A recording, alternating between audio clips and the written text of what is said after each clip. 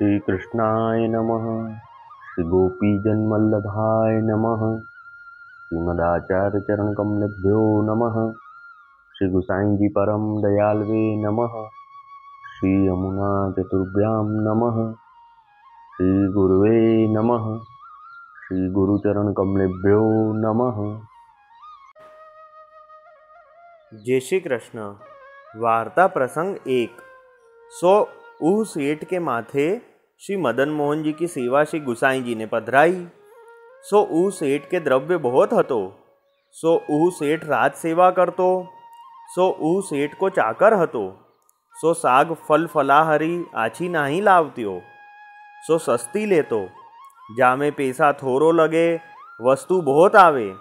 सो ऊ सामग्री आछी नहीं आवती। सो वह सेठ नित्य अपने मनुष्य सो कहतो, जो तू आछी सामग्री उत्तम ते उत्तम क्यों नाही ले आवे। पैसा अधकी लागे तो मेरे लगेंगे। तू उत्तम ते उत्तम ले आयो। या प्रकार सेठ नित्य कहे, परंतु ऊ मनुष्य के मन में आवे नाही। सो सेठ ने मन में विचारी, जो या मनुष्य को सेवा में काम नाही। सेवा में कोई वैष्णव होई तो सामग्री उत्तम आवे।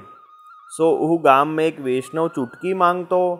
सो मध्याह्न के समय सेठ के घर चुटकी लेन आयो। तब सेठ ने वैष्णव सो विनती करी, जो वैष्णव एक दुख मेरे है। सो तुम सो कहत हूँ, तुम्हारो मन प्रसन्न होई तो मानियो। तब ऊ वैष्णव ने कही, तुम कहो, मोसो बनेगो सो मैं करूँगो। तब सेठ ने कही, मेरो चाकर है। सो साग फल मेवा आछो बाजार ते नाही ल्यावत। मैं बहुत कही पचिहारियो हूँ। सो तुम अपने श्री ठाकुर जी को मेरे श्री ठाकुर जी के पास पधराओ और तुम साग घर की सेवा करो तो आछो है। तब ऊ वैष्णव ने कही, जो आछो तुम प्रसन्न होगे तो ऐसो करूँगो। पाछे ऊ विरक्त ने अपने श्री ठाकुर जी को सेठ के घर पधराए। पाछे साग घर की सेवा करन लागे। सो आगरे ते आछो साग फलादी मेवा जो आवते, सो महंगे ते महंगो लेके आवतो। सो सेठ बहुत ही विरक्त के ऊपर प्रसन्न रहतो। पाछे सेठ ने अपनो द्रव्य को कोठा ऊ विरक्त को सौंपी दियो और कहो, जो सामग्री लियाऊ सो दाम तुम ही दीजो। दोपहर पाछे हमको लिखाई दीजो। सो ऊ विरक्त अपने मन मानतो साग और आछी आछी सामग्री मेवा फल लियाई दाम आपू चुकाई देतो।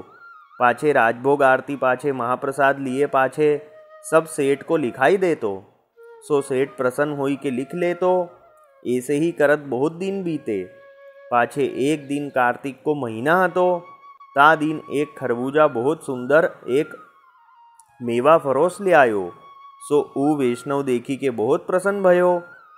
कहो, आजू काली की ऋतु में खरबूजा कहाँ मिले। सो यह फल प्रभु अंगीकार करे तो आछो है। पाछे ऊ विरक्त ने वह खरबूजा को मोल पूछ्यो। सो ऊह मेवा फरोस ने 1 रुपया कहो। तब वैष्णव ने कही, आछो 1 रुपया देऊँगो, यह फल मोको दे। ताठ और एक मुगल ठाड़ो हतो। सो उनने कहो, मैं 2 ही रुपया देऊँगो, खरबूजा मैं लेऊँगो। तब यह वैष्णव ने कही, मैं 5 रुपया देऊँगो। तब मुगल ने 10 रुपया कहे। तब वैष्णव ने 100 रुपया कहे। तब मुगल 500 रुपया ताई आयो। तब वैष्णव ने रीस करी के 1000 रुपया कही। तब मुगल हारी के चलियो गयो। तब वैष्णव ने वो मेवा फरोस को सेठ के घर ले आए के 1000 रुपया की थैली वह मेवा फरोस को निकारी दियो। सो मेवा फरोस रुपया लेके चलियो गयो। पाछे ऊ वैष्णव खरबूजा लेके साग घर में धरियो और ऊ सगरो साग फलादी मेवा धरियो और राजभोग आरती को समय भयो। सो 2 जने सेवा सो पहुँची श्री ठाकुर जी को अनुसर कराए। पाछे सेठ और विरक्त महाप्रसाद ले ही बैठे। तब विरक्त ने कही, साग फलादी लिखी लेऊ। तब सेठ ने कहो, जो भले। पाछे ऊ विरक्त लिखान लाग्यो। सो सेठ लिखन लागे। सो सगरे साग लिखाए के मेवा लिखायो। मेवा लिखाए के पाछे फलादी लिखायो। तामे 1000 रुपया को एक खरबूजा विरक्त ने लिखायो। सो जैसे सगरी सामग्री सेठ ने लिखी, ताही भांति ऊ 1000 रुपया को खरबूजा हु सेठ ने लिख लीनो। यह नाही पूछ्यो, जो 1000 रुपया एक खरबूजा को कौन भांति दीनो। सेठ के मन में यह निश्चय विश्वास है, जो वैष्णव करे सो साची करेंगे। और आછી करेंगे। ऐसो सरल स्वभाव सेठ को हतो। पाछे सगरे साग लिख चुके। तब दो जने एक घरी सोए। सो सिज्या मंदिर में ते श्री ठाकुर जी उठी के साग घर में पधारे। सो ऊ खरबूजा हतो ताको लेके अपने निज मंदिर में पधारे और खरबूजा सो खेलन लागे। पाछे उत्थापन सो दोई घड़ी पहले दो जने भगवत वार्ता करी के उठे। यह नेम दो जन को हतो सेवा के समय सेवा करे। पाछे महाप्रसाद लेके दोपहर में दोई एक घड़ी सोवे। पाछे उठी के भगवत वार्ता श्री आचार्य जी श्री गुसाई जी के ग्रंथ देखे। सो जब उत्थापन में दोई घड़ी की ढील रही तब दो जने उठी के न्याय। सो सेठ तो न्याय के मंदिर में आयो और उह विरक्त न्याय के उत्थापन की सामग्री सिद्ध करन के लिए साग घर में आयो। सो साग घर में खरबूजा को नाही देखियो। तब उह विरक्त के मन में महादुख भयो। मन में कहो, जो देखो मैं सेठ को 1000 रुपया को खरबूजा लिखायो। सो सेठ ने कछु पूछ्यो नाही। सो उह खरबूजा सेठ जब न देखेगो तब यह जानेगो जो खरबूजा को नाम लेके विरक्त ने 1000 रुपया लियो। और देखो मैं 1000 रुपया खर्च के खरबूजा ले आयो। सो प्रभु अंगीकार न कियो। ताते यह मैं जानत हूँ जो मैं महादुष्ट हूँ, दोष ते भरियो हूँ। सो मेरी ले आई वस्तु प्रभु कौन प्रकार अंगीकार करत होंगे। ऐसी भांति उह विरक्त मन में बहुत खेद पायो। पाछे और मेवा फलादिक नित्य करत हते। सो ताही भांति सवारी के उह विरक्त आयो मंदिर में। पाछे सेठ ने उत्थापन समय किवाड़ मंदिर के खोले तो श्री ठाकुर जी सिंहासन ऊपर हाथ में खरबूजा लिए बिराजे हैं। सो देखी के सेठ बहुत ही मन में प्रसन्न भयो। तब सेठ ने वैष्णव सो कहो, जो वैष्णव जी तुम आजू खरबूजा ऐसे स्नेह सो ले आए जो श्री ठाकुर जी अपने श्रीहस्त कमल में लिए बिराजे हैं। तुम दर्शन करो। सो उह विरक्त दर्शन करी के मन में बहुत प्रसन्न भयो। सगरो दुख हृदय में भयो हतो सो गयो, आनंद पायो। तब श्री ठाकुर जी उस सेठ सो कहे, जो तू धन्य है, जो वैष्णव सो पूछे नाही, जो 1000 रुपया को एक खरबूजा कौन प्रकार ले आयो। सो तेरे मन में ऐसे वैष्णव पर विश्वास है। सो जो मैं दोऊ के ऊपर बहुत प्रसन्न हूँ। तुम चाहो सो मुझसे मांगी लेहू। तब सेठ ने कही, जो हमको तो यही चाहिए जो वैष्णव पर सदा याहूते अधिक भाव रहे, कभू वैष्णव पर अभाव न होई। यह सुनी के श्री ठाकुर जी सेठ के ऊपर बहुत प्रसन्न भये। पाछे उह विरक्त सो श्री ठाकुर जी ने कही, जो मैं तिहारे ऊपर हूँ बहुत प्रसन्न हूँ। जो तू मेरे लिए 1000 रुपया एक खरबूजा को दिए सो मांगी। तब उह वैष्णव ने कही, महाराज मैं यह मांगत हूँ जो ई सेठ को संग मोको न छूटे। यह वैष्णव के संग ते मेरी बुद्धि निर्मल भई है। सो सदाई हम इन याही प्रकार सो निर्वाह होई। यह सुनी के श्री ठाकुर जी कहे, ऐसे ही होएगो। पाछे सेठ ने श्री ठाकुर जी सो विनती करी, जो महाराजाधिराज खरबूजा देऊ तो मैं सवारी ले आऊँ। तब श्री ठाकुर जी ने कही, जो यह खरबूजा मोको बहुत प्यारो है, ताते आज मेरे पास रहन देऊ, मैं वासो खेलत हूँ। काली उत्थापन समय संवारियो। यह सुनी के सेठ ने श्री ठाकुर जी सो विनती करी, जो महाराज काल ही ताई तो खरबूजा बिगड़ी जाएगो। यह सुनी के श्री ठाकुर जी ने कही, जो अब तो मेरो श्रीहस्त लाग्यो, अब यह नाही बिगड़ेगो, तू चिंता मती करे। तब सेठ ने दंडवत करी, पाछे हाथ धोई। ऊ नित्य की सामग्री उत्थापन की हती सो भोग धरे। पाछे नित्य की नाई सेन पर्यंत पहुँचे। पाछे श्री ठाकुर जी को सेन कराए अनुसर करी। पाछे सेठ बाहिर आयो। तब सेठ ने वह वैष्णव सो कही, जो तुम्हारो धन्य भाग्य है, जो तुम्हारी ले आई वस्तु ने श्री ठाकुर जी या प्रकार अंगीकार करत हैं। तब वह विरक्त वैष्णव ने सेठ सो कही, जो तुम धन्य हो, सो वैष्णव के ऊपर ऐसो दृढ़ विश्वास राखत हो। तब सेठ ने कही, जो मेरो कहा है, यह सब द्रव्य तुम्हारो ही है। पाछे दो वैष्णव महाप्रसाद ले भगवत वार्ता करन बैठे। सो अर्धरात्रि गई ता पाछे सोए। सो घरी दोई रात्रि पिछली रही। तब दो जने उठी के देह कृत्य करी न्याय के सगरी सेवा राजभोग लो पहुँचे। पाछे उत्थापन के समय सेठ और उह विरक्त न्याय। सो सेठ मंदिर में न्याय के गए। विरक्त ने नित्य के उत्थापन की तैयारी करी। सो वह खरबूजा समारी के श्री ठाकुर जी को भोग धरियो। सो ताही समय सेठ ने भोग समय बड़ो उत्सव कियो। श्रीनाथ जी श्री गुसाई जी की भेंट काढ़ी, सो श्री गोकुल पठाई और श्री ठाकुर जी को बहुत सामग्री अरोगाई। पाछे सब गाम के वैष्णव बुलाई के महाप्रसाद लिवायो। तब रंच रंच खरबूजा में ते सबको धरियो, सो बहुत अद्भुत स्वाद आयो, परम आनंद भयो। भाव प्रकाश।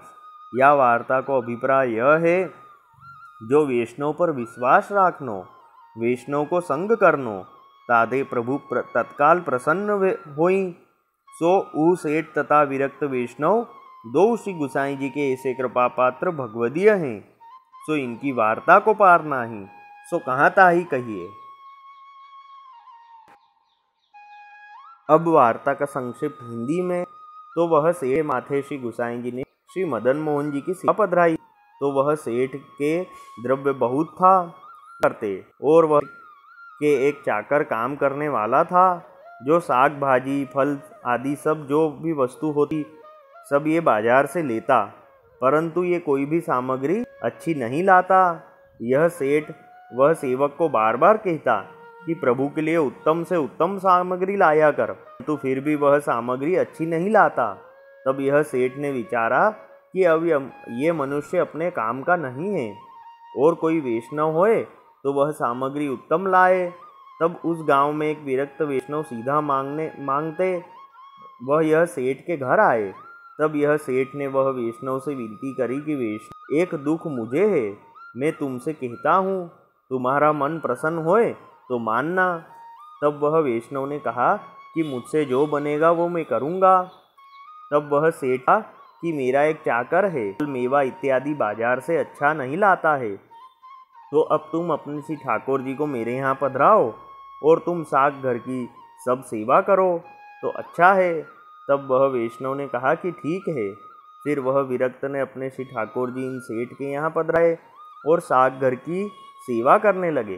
तो वह विरक्त वैष्णव आरा में जहाँ उत्तम से उत्तम सब सामग्री मिलती, वहाँ से ये लेके आते, तो वह सेठ भी बहुत प्रसन्न रहते। फिर वह सेठ ने अपना द्रव्य का कोठा सब यह विरक्त को सौंप दिया और कहा कि जो सामग्री लाओ तब द्रव्य इसमें से देना और दोपहर बाद मुझे लिखवा देना। तो वह विरक्त वैष्णव सुंदर से सुंदर सामग्री लाते और फिर इन सेठ को रोज लिखा देते। ऐसे करते। तब एक बार कार्तिक के महीने में इनको बाजार में खरबूजा दिखे। तब इनने उसका भाव पूछा। तब वह मनुष्य ने कहा कि 1 रुपया होगा। तब इतने में एक मुगल पास में था। तब उसने वह फल बेचने वाले से कहा कि मैं इस खरबूजे के 2 रुपये दूंगा, यह खरबूजा मुझे दो। तब यह वैष्णव ने कहा कि मैं 5 दूंगा। तब वह मुगल ने कहा कि मैं 10 दूंगा। तब यह वैष्णव ने कहा कि मैं 100 रुपया दूंगा। तब वह मुगल ने कहा मैं 500 दूंगा। तब वह वैष्णव ने कहा मैं 1000 रुपया दूंगा। तब वह मुगल तो चला गया। तब यह फल बेचने वाले को यह वैष्णव सेठ के घर लाए और 1000 रुपया उसको दिए। तब वह तो रुपया लेके चला गया। फिर वह वैष्णव ने वह खरबूजा साग घर में पधरा दिया। फिर राजभोग की सेवा पहुंची, दोनों ने महाप्रसाद लिया। फिर वह विरक्त ने रोज की तरह वह सेठ को सब लिखवाया, उसमें 1 रुपये भी लिखवाए। तब वह सेठ ने ये भी लिख लिया, पर ये नहीं पूछा कि 1000 रुपये का एक खरबूजा कैसे आया, क्योंकि सेठ के मन में ये निश्चय विश्वास है कि वैष्णव जो करेंगे वह सही करेंगे। ऐसा सरल स्वभाव वह सेठ का था। फिर दोनों ने ये सब लिखा। फिर थोड़ी देर दोनों सोए। इतने में श्री ठाकुर जी मंदिर से बाहर सागर में पधारे और वह खरबूजा लेके अपने मंदिर में आए और उससे खेलने लगे। फिर ये दोनों उठे और भगवत वार्ता करी। ऐसे नित्य भगवत वार्ता का नियम उनका था। फिर स्नान करके दोनों उत्थापन की सेवा में गए।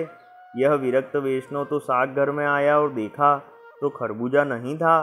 तब उनको अपने मन में बहुत दुख हुआ।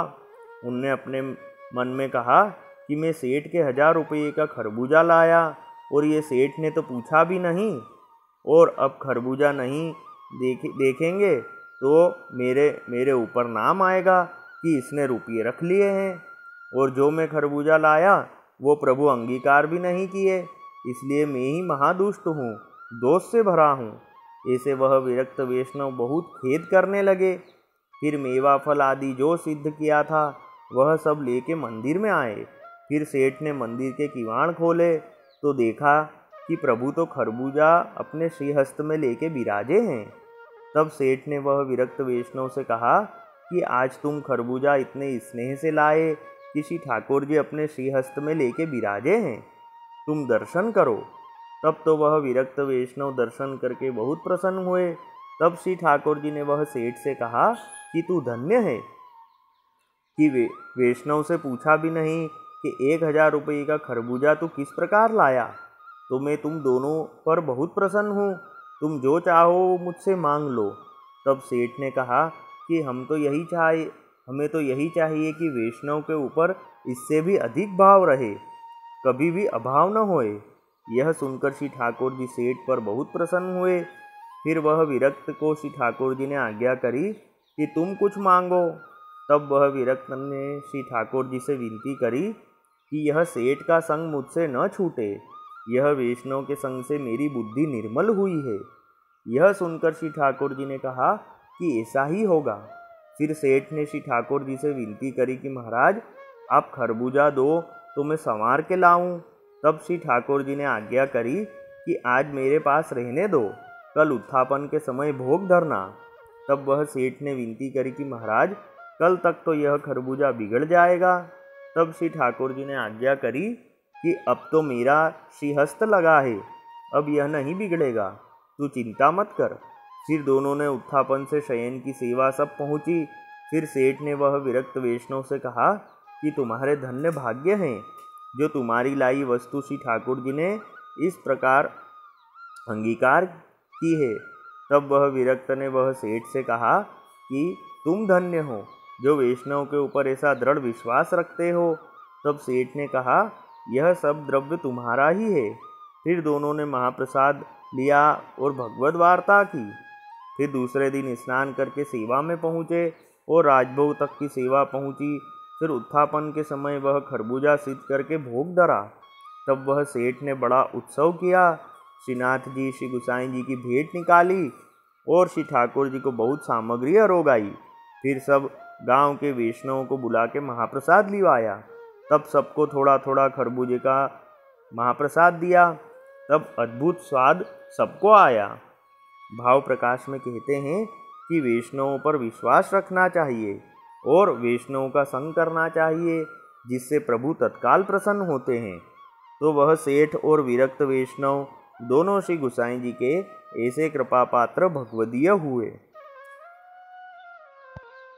वल्लभी वैष्णव सदा सुहागी, जो श्री वल्लभ शरणे आवे सो पूरण बड़भागी।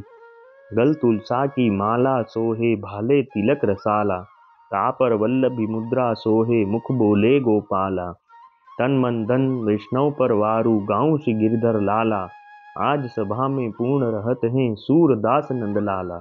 वल्लभी वैष्णव सदा सुहागी। जय श्री कृष्ण।